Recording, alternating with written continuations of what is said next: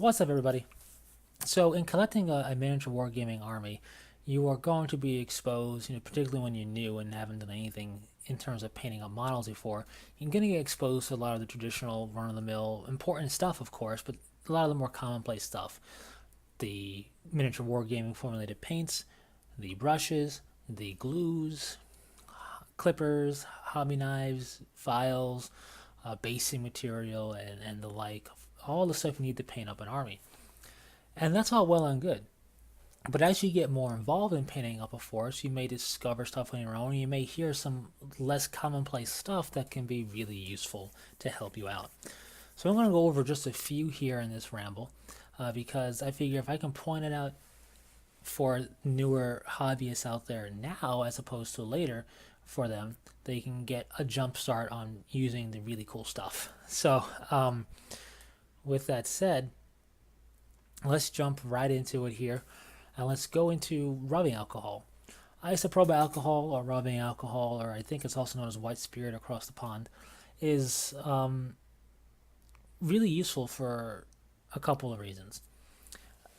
None of which I'm going to say specifically is for alcohol-based paint because that's not the basic paint you're going to be using. You're going to be using acrylics. But should you use alcohol-based paint, rubbing alcohol is going to be your replacement for water.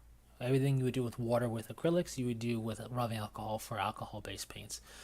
And because of that reasoning, and just because I think they're more effective at the higher percentage, you're going to want to have at least 91% rubbing alcohol or isopropyl alcohol, which is findable or gettable or, something you can find from me butchering the English language there in the first aid section of stores. You'll see 70% and then you'll find next to it 91%. I recommend 91%. You can find online 99% if you want to get frisky, but 91% will work just fine. So outside of the alcohol-based paints, this works really well for stripping models. I like and I have used Simple Green. I'm out of Simple Green because it's also a really good household cleaner, just a general cleaner type thing, which is what I use it for a lot. But that'll work. Purple Power will work. Other things will work for stripping paint, but rubbing alcohol is going to be your most effective. It'll strip paints off of models. I did have it kind of break one of my resin shoulder pads, however, because I left it in there for too long and it got really soft and just cracked. But if you don't leave it in there for too long, you should be okay. So there's that. But anyways, they're real. Not there. The rubbing alcohol is really effective for stripping paint, and because of that, it can be also quasi used as an eraser. I've had mixed success with this. You use a Q-tip, you saturate it with rubbing alcohol, not to where it's super dripping, but you get it to where it's done dripping, and you carefully apply it to certain parts of a model and hold it there and give it some rubbing with the Q-tip, and you can kind of use it like an eraser. So instead of stripping the entire model to repaint, you can strip an area and then repaint it. I've had mixed success there, so you can kind of do that. And it's really good for revitalizing brushes. If you feel your brush just isn't really clean enough for you, or you feel like maybe there's some paint left on there, you can't get it off, rubbing alcohol, while it might weaken the glue over time on the ferrule, I haven't had a problem where it made the brush worthless, so I haven't had that problem. But it will definitely revitalize your brushes a bit. Not as effective as nail polish remover, but safer for your stuff than that, in my opinion. So definitely something to look at to help clean up your models if you're gonna repaint them, or help clean up your brushes and so forth. So that's rubbing alcohol. From there, helping hands. Helping hands are typically a soldering tool. It's a little stand that has two little clips on an arms that can be posed and repositioned, and they're meant to hold wires so that you can solder them. But this can work for holding certain bits. Maybe you use glue or poster tack on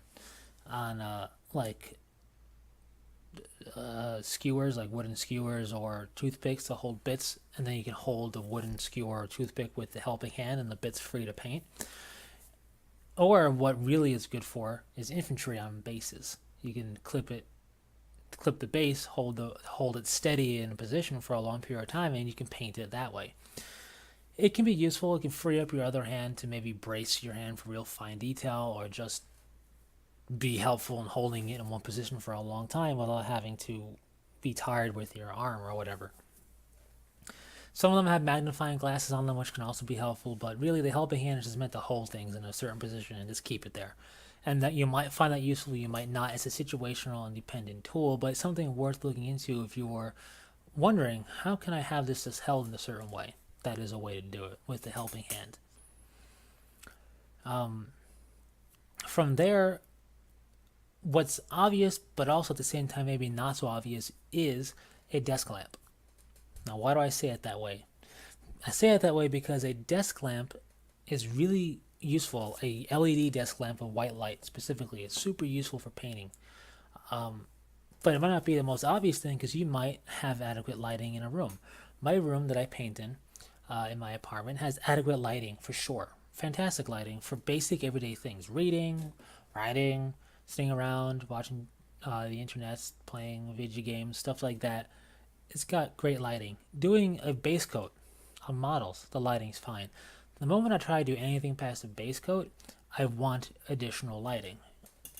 Maybe it's a personal thing, but I feel like I don't see the model well enough without the additional lighting. So, really do recommend having a little desk lamp with an LED that's white light. It floods the area, it keeps the shadows kind of off of it or to a lesser degree. And when you start painting, especially with darker colors, it lets you see the detail a lot clearer and you're not really straining your eyes. It doesn't sound like a big deal, but the more you strain your eyes, the shorter your time span of painting is going to be until you just want to take a break.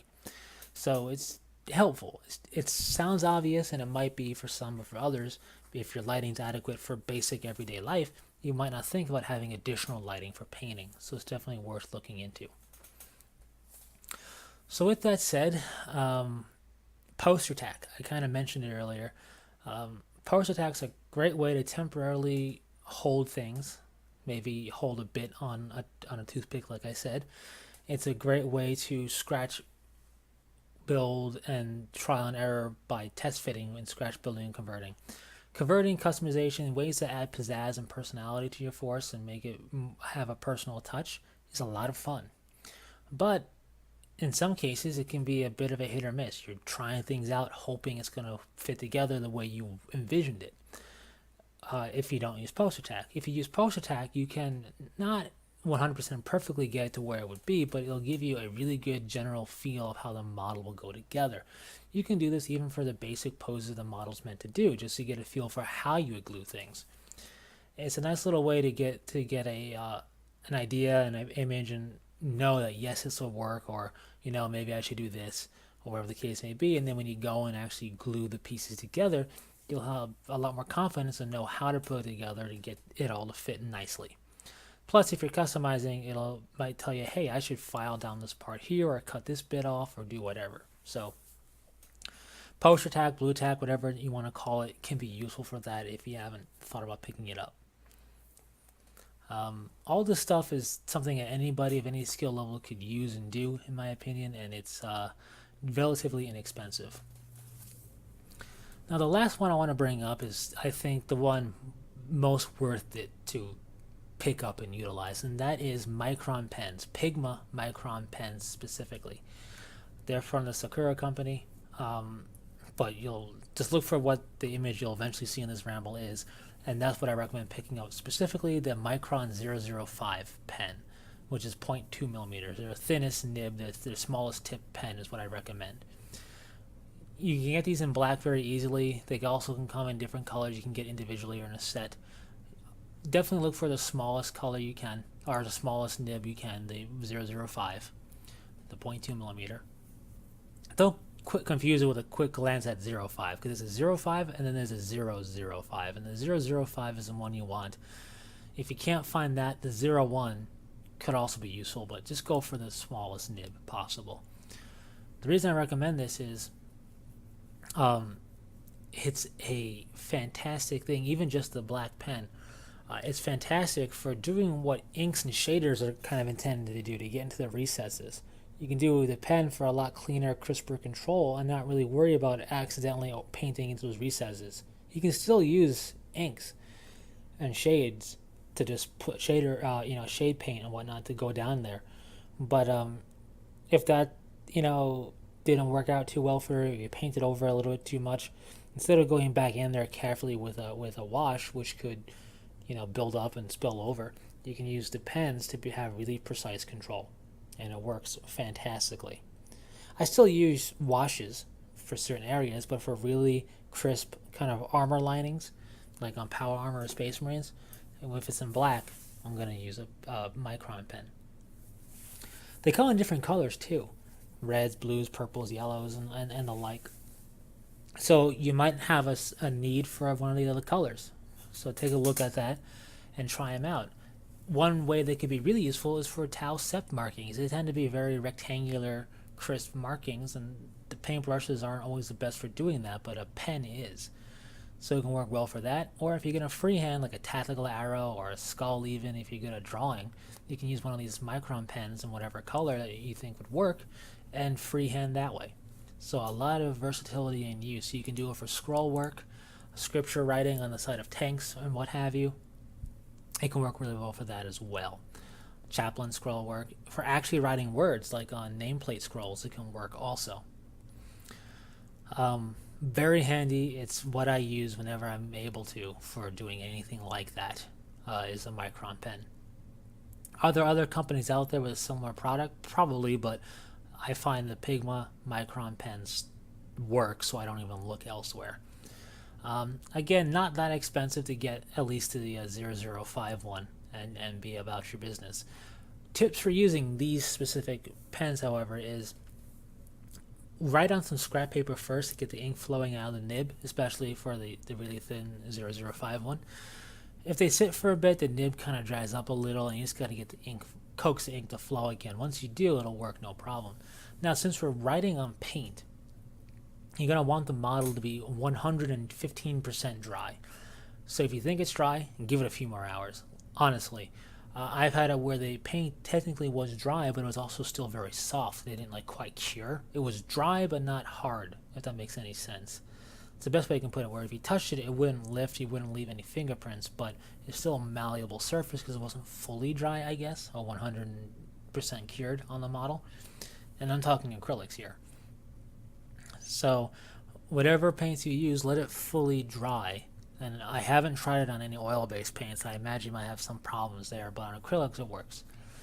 And we pretty much use acrylics anyway, so if you're long using acrylics, it'll work. Let it dry, like I said, 115%. Then very lightly, with enough pressure to have the control you want, use the Micron pen on the model.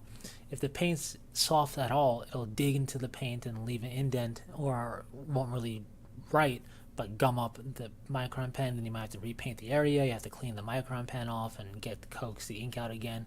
So really make sure it's dry, the model, before you use the pen, and then only enough pressure to have the control for where you want to go.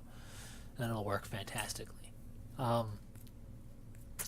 Really nice for, like I said, a variety of situations, whether it's actually writing words, doing fake script work, and so on, purity seal writing and edging your models, or doing the armor panel lining, if you will. It works fantastic. An honorable mention goes to the Gundam pens, the Gundam markers, the Gundam paint pens and paint markers. These things flow more like paint out of a pen type device, so it won't be as controlled necessarily. You have to get used to it. And they're not going to have the most thinnest of tips like the nib is going to be, but you can get white out of Gundam paint pens and the like. Just do a search and you'll find it. And that white can be useful, even though it might be a bit thicker. Maybe you do certain markings for Tau Sept worlds or the like on vehicles and the like. So it just takes some experimenting that way. Some people might not like the way it flows at all out of a Gundam paint pen. Some people may like it, so it's an honorable mention to bring up. But the Pigma Micron pens are where it's at. Even just the black pen, you'll get a lot of use out of. And if you know you're going to need a red pen or whatever, they do make those in varying nib sizes. They're all useful. I definitely recommend it, like I said. Anyways, those are some things to consider. There's plenty of stuff out there that I don't even know about, and all the stuff that I haven't mentioned here. But these are some things I think can be very useful, especially that Micron pen. So give it a shot if you're newer to the hobby, or even if you've been around for a bit but haven't thought about it. This might help smooth out your hobby process a little bit. Anyways, that's it. Thanks for sticking through it. Leave your thoughts on what is useful, and as well as any questions, comments, concerns, or requests in the comment section. And until next time, take it easy.